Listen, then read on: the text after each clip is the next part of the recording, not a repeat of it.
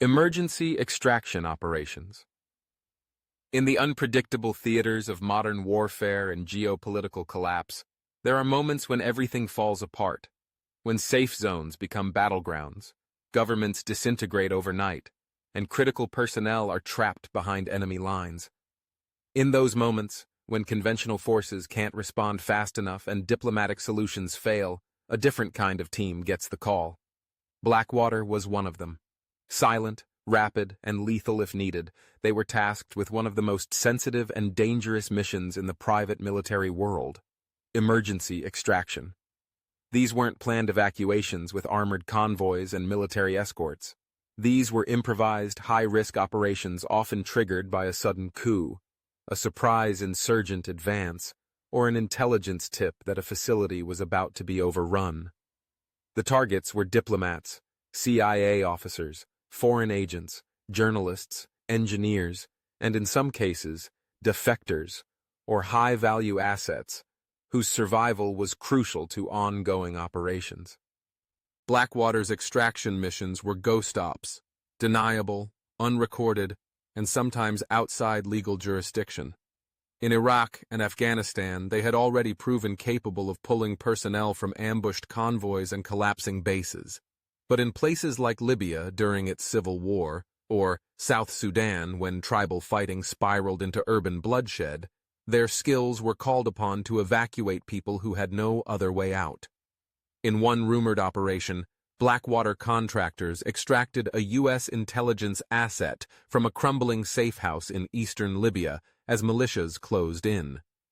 With the area already hostile to Western presence, the team infiltrated at night, neutralized threats at the perimeter, and exfiltrated the target via a concealed airstrip, using a private aircraft registered to a third-party shell company.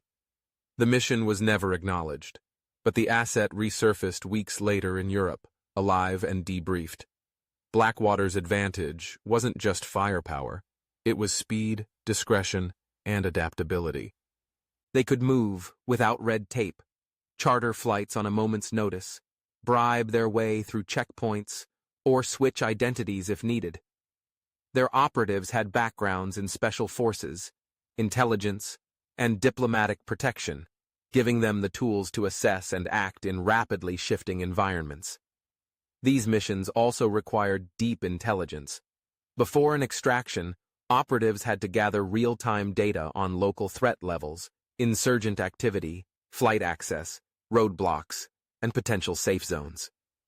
Sometimes they had mere hours. In failed states where GPS was unreliable and communication lines were monitored, they relied on human sources and encrypted channels to coordinate timing down to the minute.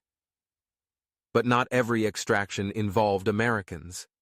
In some cases, Blackwater was contracted by foreign governments, corporations, or NGOs to retrieve key personnel from zones where violence had spiraled beyond control. Oil executives in Nigeria, diplomats in Yemen, aid workers trapped during a Taliban offensive. These missions didn't make headlines, but their success meant the difference between life and death. The political consequences of failure were enormous. If a Blackwater team was captured or killed during an unauthorized operation, it could trigger an international incident. That's why everything was done under layers of plausible deniability. No uniforms, no official paperwork, and no acknowledgement. Success was marked not by celebration, but by silence. Critics argued that outsourcing extractions to private contractors blurred accountability and militarized diplomacy. But for those pulled from the brink, the argument was irrelevant. Blackwater wasn't there to debate legality. They were there to get people out. Emergency extraction was the purest form of high-stakes private warfare. It required speed, intelligence, nerves of steel, and an unshakable commitment to completing the mission, no matter the odds.